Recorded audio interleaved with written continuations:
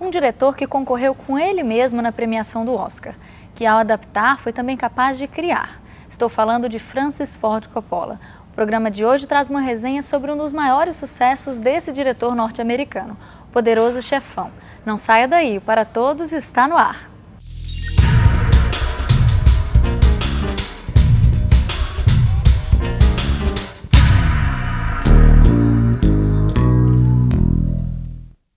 O Poderoso Chefão foi lançado nas telonas em 3 partes, nos anos de 1972, 1974 e 1990. As adaptações mantiveram a essência do livro de Puzo, mas contaram com boas doses de criação do diretor Coppola. O enredo de ficção tem como tema a máfia italiana atuante em Nova York nos anos 50. Certas famílias italo-americanas de alto poder aquisitivo comandavam um grande esquema político clandestino em que gangsters travavam seu jogo de interesses com a ajuda de aliados. A família Corleone é a que centraliza toda a trama. Vito Corleone, estrelado por Marlon Brando no primeiro filme da série, é o chefe dessa família. Seus comparsas são bastante fiéis e devotos ao seu chefe, também chamado de padrinho. My ever-ending loyalty. For your daughter's bridal purse. Thank you, Luca. My most valued friend.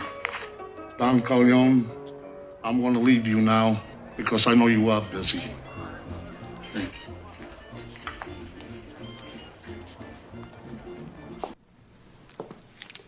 you.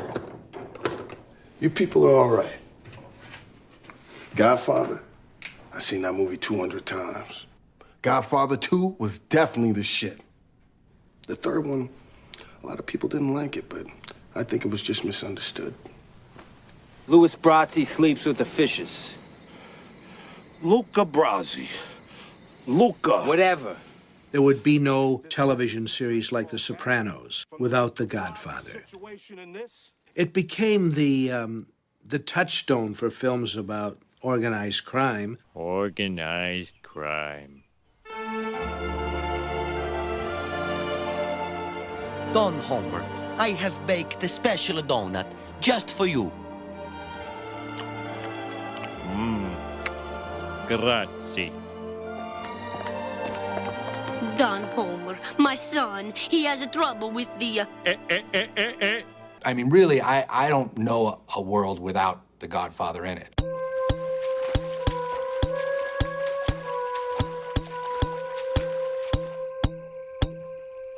Carmen, what are you doing? I'm getting rid of our problem. Kyle will be dead in a matter of hours. You don't have to kill Kyle, dude. The police made an arrest. We do the scene, and everyone in the office is laughing, and there were tons of, like, new, younger sort of PAs or whatever. They're like, oh, yeah, in the Godfather scene and whatever. But can I still kill Kyle? And then I was like, yeah, do you remember, should we do it, you know, were they at the end of the lake or were they whatever? And people were like, oh, I've never seen it. You know, but they knew it was Godfather. Obviously, the Godfather films have penetrated the popular culture. Luca Brasi sleeps with the fishes. You a pile of cheap shot, Bisley ass bitches. Fishes! And they are quoted in everything from a pizza ad to a cartoon.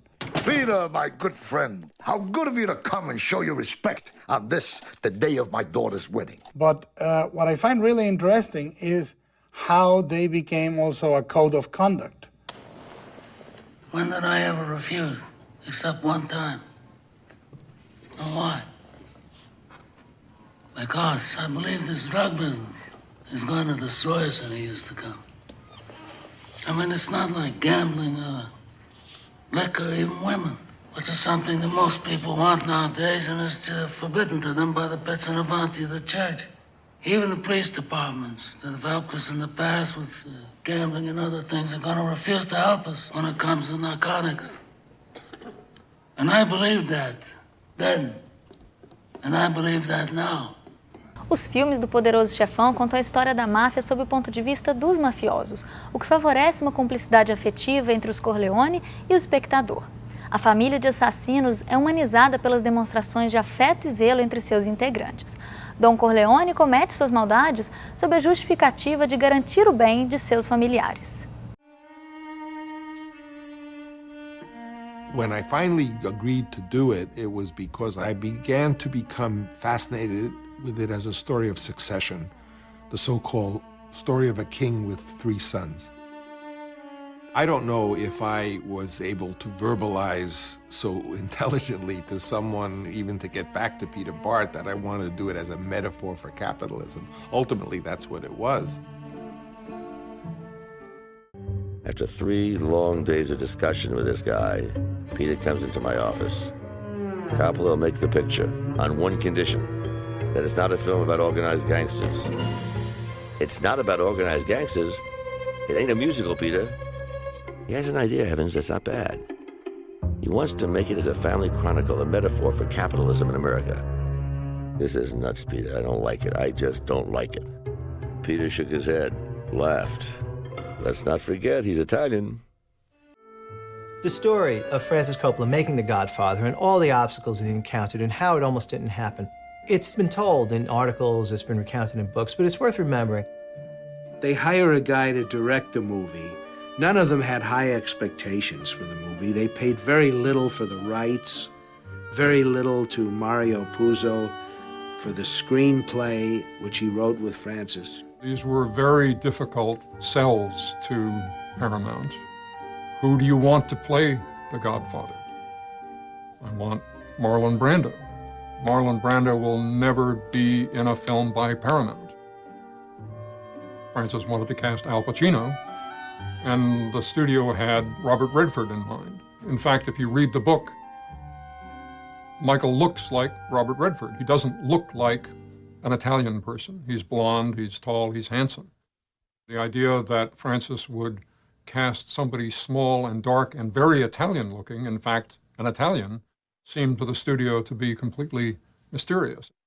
Longe dos assassinatos e dos acertos de contas, Michael se forma na vida militar e exerce funções distantes da máfia, até que Don Corleone sofre um atentado por parte de outra família mafiosa e fica bastante doente. A partir desse momento da história, Michael toma as dores do pai e acaba assumindo seu posto de chefe. O personagem que antes reprovava as contravenções dos gangsters torna-se um líder mafioso, mostrando um outro lado de sua personalidade. They don't say if he's dead or alive. My father was a very powerful man physically. My father was a very powerful man physically. And when my father was dying of cancer, that was the horror of it, was you go, that's not my dad. This man who's so feeble and so weak and so enervated. Long Beach 4, 5, 6. And from the moment he comes in, he becomes who he becomes. Nurse, wait a minute. Stay here. He realizes this is my destiny. You shot my father. I'm gonna kill every motherfucking one of you fucking people. You know, if it means my own life. If it means my own life. Can't wait. I don't care what Soletso says about a deal. He's gonna kill Pop. That's it. That's the key for him. Gotta get Soletso. Mike is right. Let me ask you something, Professor. I mean, what about this McCluskey? Huh? What do we do with this copy?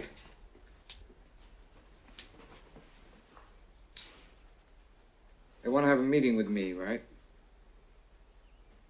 It will be me, McCluskey, and Soletso. Let's set the meeting. Get our informers to find out where it's going to be held.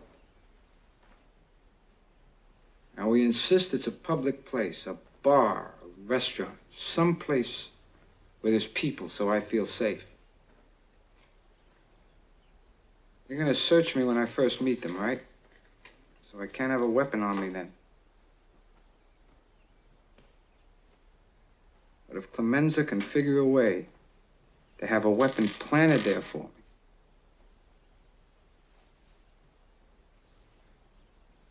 then I'll kill them both.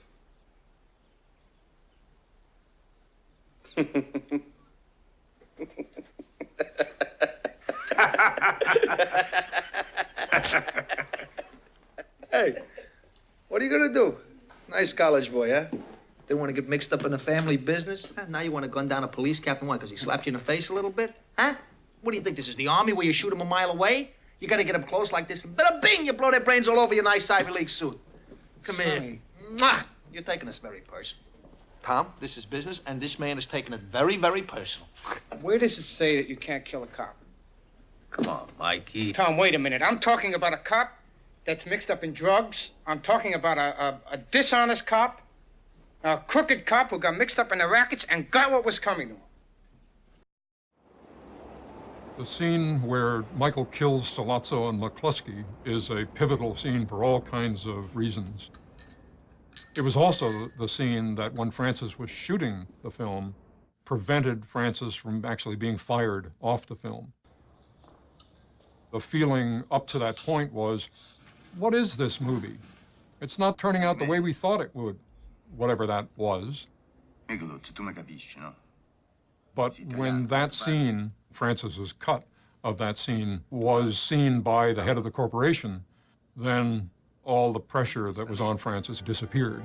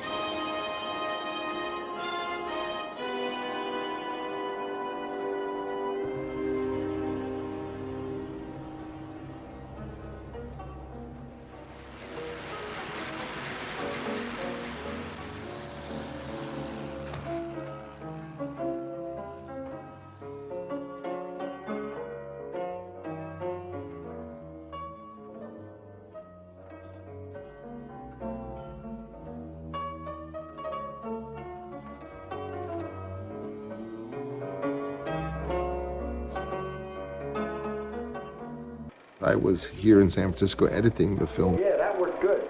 When Bob Evans told me that, Francis, if you bring the film down to LA and show it to me and it's over 2 hours and 10 minutes, we're going to yank the film and bring it and finish cutting it in LA, which is something I really didn't want. I wanted to stay in San Francisco because I had control of it. And he said, you know, they're going to take this movie away from me if it's 1 minute over what is in the contract.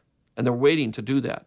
So we removed about half hour and brought it down to Paramount and showed it to them. And Evans was very grave. And he looked at me and he says, you know, you shot a movie, but you brought me a trailer. And we're taking the film to LA. So I figured, oh, I get it. If I had shown you the 2 hour and 45 version, you're taking it to LA. And I show you the 2 hour 10 version, you take it. So you were going to take it to LA no matter what I did. So I shrugged and I just put the half hour back into it. When they saw it short, even they realized that they couldn't stand by their contract. That actually it was really a very, very good movie. When the picture opened, the night it opened, to the Lowe State Theater in New York, Henry Kissinger said to me, you know, Bob, here's a man who's a killer.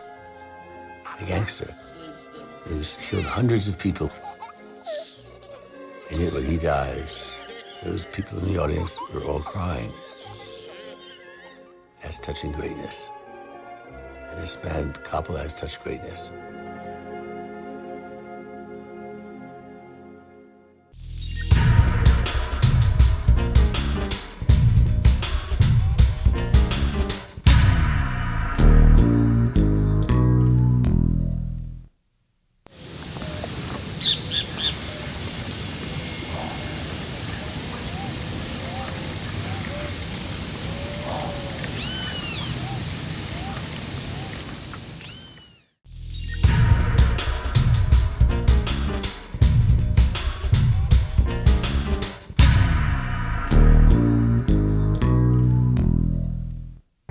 I came out on a Wednesday, I remember. I had just turned 15, and I told my father, who was out of work, I said, Dad, it's opening.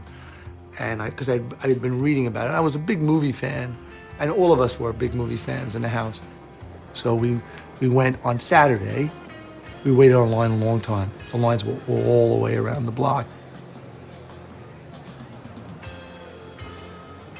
And I remember I was just mesmerized. I believe in America. America's made my fortune. I think anyone who saw the movie that day or that week knew that they saw something quite extraordinary. I was dazzled by it. It's like, Shakespeare. She kept her honor. So they beat her like an animal. A segunda parte da série foi a primeira continuação a ganhar o Oscar de melhor filme. Aclamada pela crítica, concorreu ao prêmio junto com outra obra de Coppola, A Conversação, e ganhou. Narrando a formação de Vito Corleone como mafioso, essa segunda parte não conta com Marlon Brando, que, por desentender-se com a Paramount, não topou participar da sequência. Robert De Niro faz então o papel de Vito ainda jovem, mostrado por meio de flashbacks. Godfather 2 was sort of the intellectualization of the themes of the first Godfather. You really feel at the end of The Godfather, even though they shut the door in Diane's face, you really don't care. The audience is with Michael, let's face it. But in 2, I really feel that Godfather 2 is one of their very few successful sequels because he takes what you adored and he, in a very subtle way and a slow way, destroys it. Godfather 2 dealt with some more serious issues of a family on the decline and the pre-story of a family on the ascendancy. But it was the decline that ultimately was so much of the power of Godfather 2. I so loved 1 that when 2 came out and I went to see it immediately, frankly, I was a little disappointed. I said, well, it's not as good as 1. It's kind of brooding. But it was a Godfather film, so I ended up seeing it more than once. And I ended up changing my mind. I mean, I now think it's just a marvelous film. Even though it feels very different, it feels more psychological than 1. I think it's every bit as good as 1. So much of Godfather 2, and I can see why this would be something that other people like, is subterranean. And the reason why it's subterranean is because the protagonist is subterranean. And so it's amazing to be able to convey any information. I suppose the whole thing about Godfather 2 was, for me, was the feast, the street fair, and that killing along the rooftops. I mean, I'd never seen a sequence like that. The music, the lighting, the firecrackers, the saint, the intercutting, Fanucci. It was just the best thing I'd ever seen. It still goes down as, I think, one of the best scenes in movie history. Frankly, there's some stuff in Godfather 2 I've never been able to figure out. I don't know when people are lying and when they're telling the truth. Morally and ethically, it showed a world that was corrupted from the top down. My father's no different than any other powerful man. Any man who's responsible for other people. Like a senator or a president. Do you know how naive you sound? Why? Senators and presidents don't have men killed. Oh. Who's being naive, Kay? The elements that are put together are not calibrated the normal way. You know, where you see a side that is not corrupted and a side that is corrupted and how ultimately the good guys win. Senator, we're both part of the same hypocrisy. These people are working a system, and they're playing within a system which everybody is corrupt. So let's just say that you'll pay me because it's in your interest to pay me. But I want your answer in the money by noon tomorrow. When you think about it, it's a deeply cynical outlook on life. You know, that they love their families, they're loyal to it. But in the end, what it is, it's about power. You can have my answer now if you like. My offer is this. Nothing. Not even the fee for the gaming license, which I would appreciate if you would put up personally. The metaphor was, we're just like the government, we're just like these kings. And basically, we do things the same way they do it, but we do it our way. I think people bought that hook, line, and sinker, because they gave you enough of that other stuff to be like horrified. And then at the other time, they did it and it was so, delicate. Leave the gun. Take the cannoli. And it was, I would say, probably a romanticized version of that world. But that's what great art does. It condenses something and elevates it. Not everything is the truth. There's another truth that it can achieve. The reason I made The Godfather 2 was because I'd always wanted to do an original personal art film about a father and a son at the same age. I think the dramaturgy of Godfather 2 is just flimsy enough that it needed the juxtaposition of the two eras, that one helped the other. Godfather 2 maybe is more Francis Ford Coppola's movie because it takes huge chances in changing the form of storytelling and altering the common narrative. Michael, say goodbye.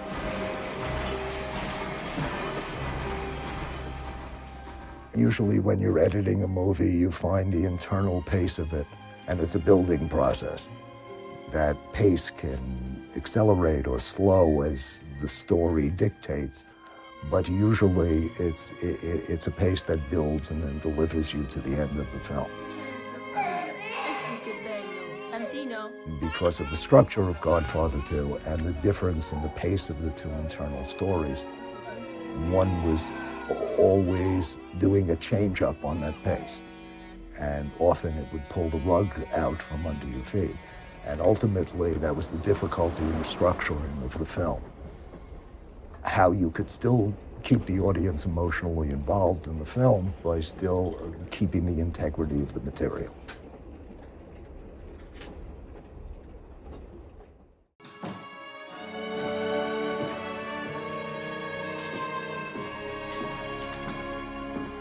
One of the scenes that I remember is when De Niro comes home and he gets the apple for his wife, or the piece of fruit. It's a pear.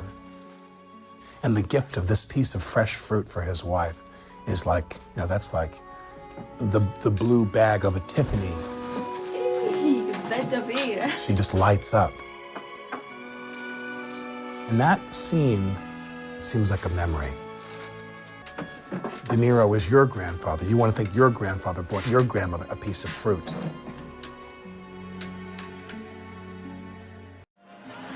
There was more of a Hollywood tradition in the storytelling with Godfather 1, and there was an anti-Hollywood approach to the telling of the second Godfather story.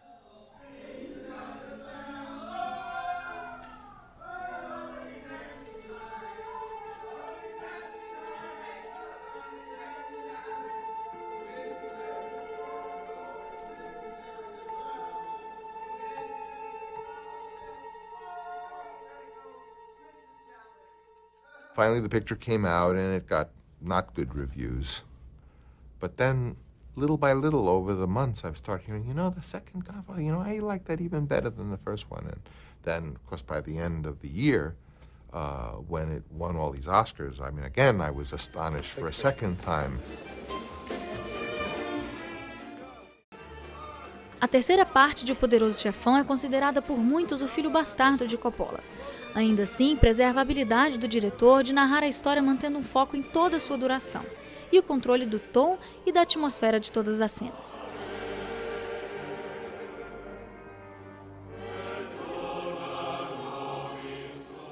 I remember working on the beginning of Godfather 3 while Lisa Fruchtman was working on the end of Godfather 3 after Mary's death, and Michael screaming at this horrible thing that had happened.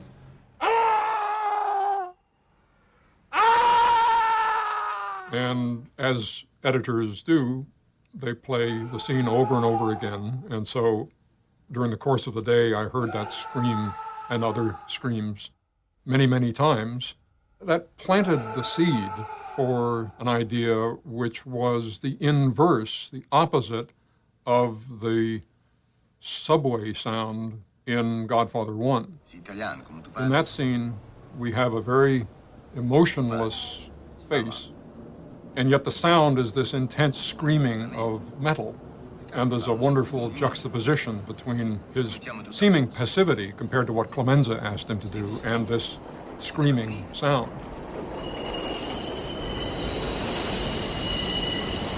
And here at the end of the film is kind of the opposite. This is the scream that, in a sense, he should have screamed back when he committed that first murder, which caused his whole life to turn upside down and to create this nightmare that was his life. And now the nightmare has really come true. His daughter is dead. The family that he was trying to protect is dead. Oh, God! Oh, God! So I thought, since he's got diabetes and trouble with his heart, maybe this will kill him. So what would happen if we pulled the scream out so that you saw a face and you saw somebody exerting a tremendous amount of effort, but you didn't hear anything? And that gives us the opportunity to cut to a number of the other participants. We see each of them wondering, what's going to happen?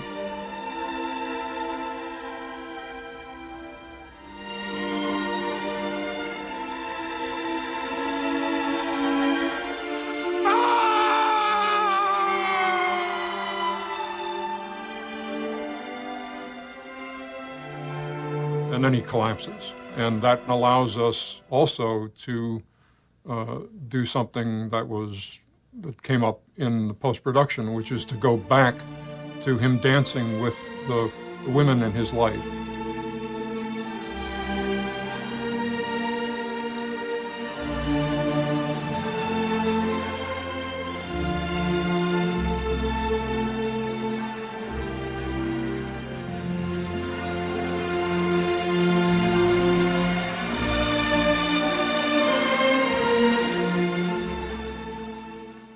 Depois de assistir às 3 partes desse sucesso da sétima arte, fica mais claro que a obra magistral é fruto de um time que soube trabalhar muito bem. O mérito da adaptação criativa de Coppola se junta à trilha sonora perfeita, ao excelente diretor de fotografia e à atuação desconcertante de Al Pacino, Marlon Brando, Robert De Niro, Robert Duvall e outras feras. It's good to see you, Kate. Whatever scar tissue has grown to clog one of the arteries to his heart, I'm working for my father now, Kate. it happened off camera. He's been sick. And maybe some stuff on the cutting room floor, or it was just an audaciously brave time cut. I thought you weren't going to become a man like your father. That's what you told me. But we see him in Sicily, and he loses his wife, and the next time we see Michael Corleone, he is the Godfather that we are going to witness throughout the evolution of that picture and right into the next 2 films. Observing a man's decline is often a little more fascinating than watching the rise of a career.